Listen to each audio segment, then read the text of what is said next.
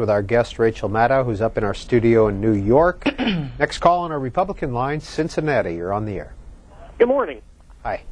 I just had a question about the polarization, the political polarization in America. You had mentioned earlier that since President Bush had come into office, that your father had gone a little bit to the left, and we saw from our last caller who didn't think that Republicans should get as many phone calls as Democrats, that there's definitely polarization here in America.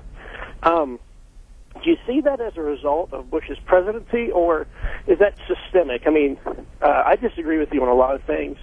I'm sure you disagree with me. I'm not going to change your mind. You're not going to change my mind. We just have two different worldviews. Do you see that? First of all, do you see that again as a result of Bush's presidency, and also where do you see that leading this country in the future? Thanks.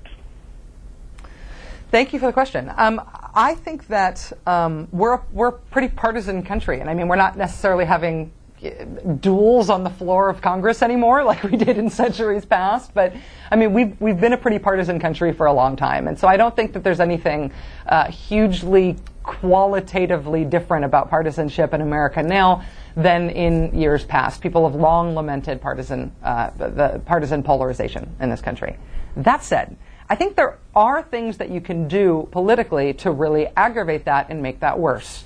And I do think that Bush and Rove Republican politics have made that worse on purpose. And I'll give you an example.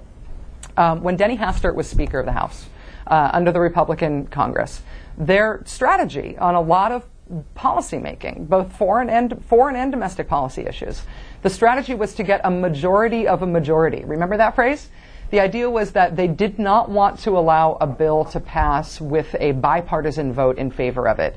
Hastert would literally pull legislation or move votes around so that they could arrange for a majority of Republicans to be the winning margin on a bill, and to always keep Democrats in the minority, even when there was a possibility of having a big bipartisan majority in favor of something, because they wanted to continually sharpen the differences between Republicans and Democrats. And so they avoided things on which Republicans and Democrats could work together, because that might make their colleagues on the other side of the aisle look human.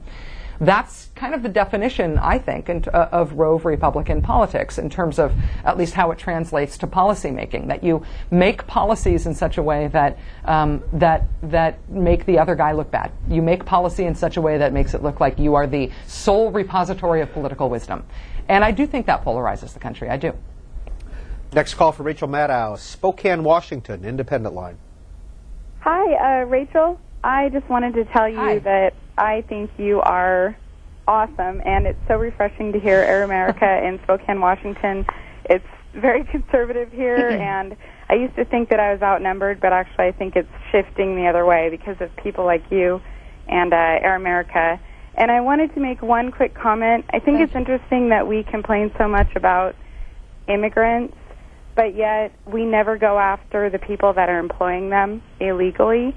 And I just wonder why we don't talk about that more, if it's because the people that are employing them simply can't afford to run their businesses without them. And I don't know, in Washington State we have a lot of illegal immigrants here in the farms in Wenatchee and whatnot, and I just think that it's interesting we don't go after the employers, and I'd like to hear what you have to say about that.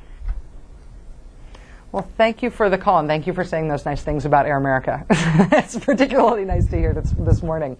On the immigration issue, I mean, you do have to look at who benefits from there being people in the economy who are working below legal protection, who are working in an underground, undocumented way. That makes them the most easily exploited workers in the workplace. It makes them people who can be paid sub-minimum wage. It makes them people who can be taken advantage of in all sorts of different ways.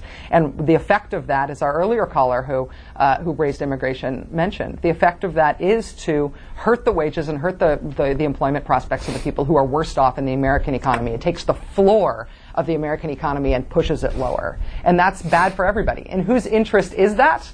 Well, it's in the interest of people who would prefer to have very, very, very low labor costs for their businesses. And if you can't profitably conduct your business in the United States without operating legally, whether it's because you're operating sweatshop conditions or you've got forced labor or you've got people who are working under legal protections because they're undocumented, then you're not actually operating as a legal business in the United States, and you shouldn't be allowed to collect profits therein. It's a pretty simple prospect, and one I think that a lot of people would agree about. I just don't happen to blame the immigrants themselves for trying to make money here. I just personally have personal empathy for them, and I think that we ought to enforce our laws, and we ought to make sure that you can't profit off illegal labor. But I don't think that I don't blame immigrants themselves for coming here and trying to do any harm by this country at all, because I don't think they are.